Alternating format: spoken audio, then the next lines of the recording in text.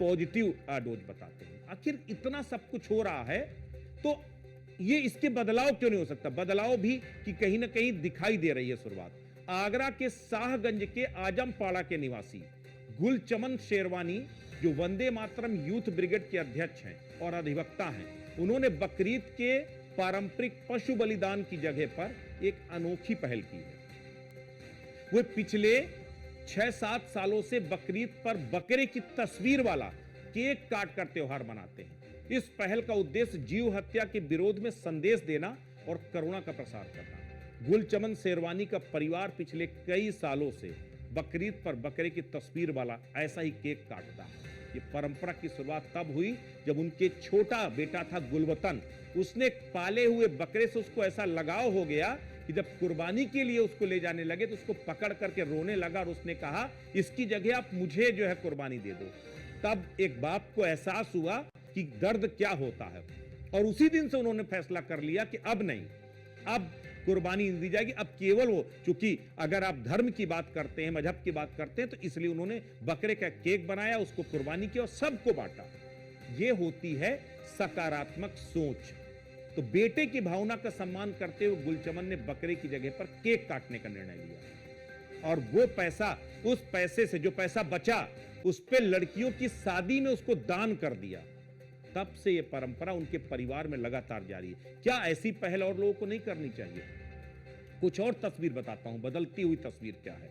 इसी तरह की तस्वीर भोपाल से भी सामने आई, मध्य प्रदेश के, जहां बकरा ईद से पहले संस्कृति बचाओ मंच ने एक इको फ्रेंडली ईद की मांग की है। उन्होंने कहा कि मिट्टी के बकरों की कुर्बानी देकर जानवरों की जान बचाई जा सकती है।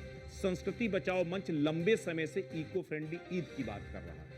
इस संगठन का कहना कि जब इको फ्रेंडली होली और दिवाली हो सकती है तो ईद भी तो हो सकती है। बाकायदा ये मंच बाजारों में मिट्टी के बकरे बेच भी रहा है और कह रहा है इसे खरीदिए और इसी के बलि दे दीजिए, अल्लाह भी प्रसन्न और हम सब भी प्रसन्न। तो ये इस तरीके से कहीं ना कहीं एक मैसेज देने की कोशिश हो रही है।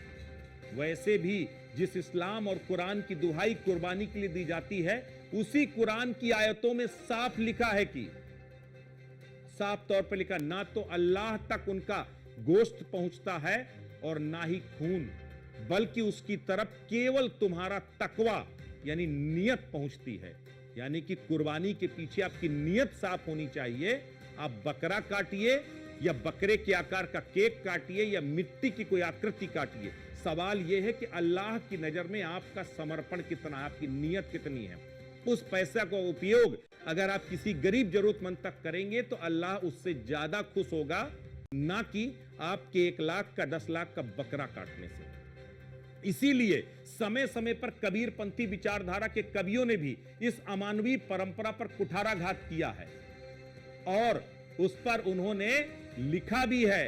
किस तरीके से आप उसको भी जरा समझिए कि आप अलग अलग किस तरीके से इसके बारे में लिखा गया है, आपको वो भी बताता हूं। केवल मतलब आपसे गरीबदास एक कबीरपंथी कवि हैं जो दोहा लिखते थे, उन्होंने एक बहुत सुंदर बात लिखी है। उन्होंने लिखा है कि मुर्गे से मुल्ला भय, मुल्ला फेरी मुरग, गरीब दास दो जख धरूं, पाया नहीं स्वर्ग। तो मुर्गे से मुल्ला हो गए और मुल्ले से फिर मुर्गा हो गए, लेकिन 2 जख नहीं पाए, यानी जन्नत नहीं मिली।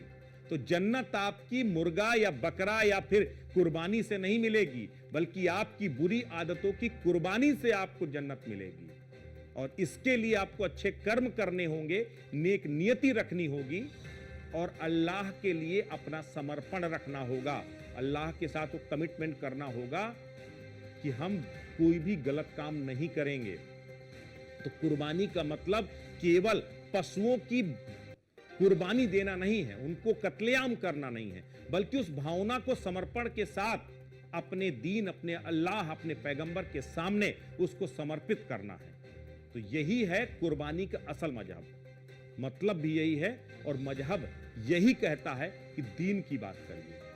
तो ये जो इस पूरे विश्लेषण के पीछे मकसद सब कितना है, ये बताना कि कहीं पर भी इस्लाम में कहीं पर नहीं लिखा है कि आप कुर्बानी केवल आप बकरे की करेंगे, केवल आप दूसरे पशुओं की करेंगे, या फिर कुर्बानी करेंगे ही करेंगे। कुर्बानी के पीछे कुरान की आयतों में भी जो आशय है वो यही है कि अपने अल्लाह को तन समर्पित, मन समर्पित और ये जीवन समर्पित, ये जो भावना है, इसी भावना के साथ आप और हम सब मिलकर के हर एक त्योहार को सेलिब्रेट करें।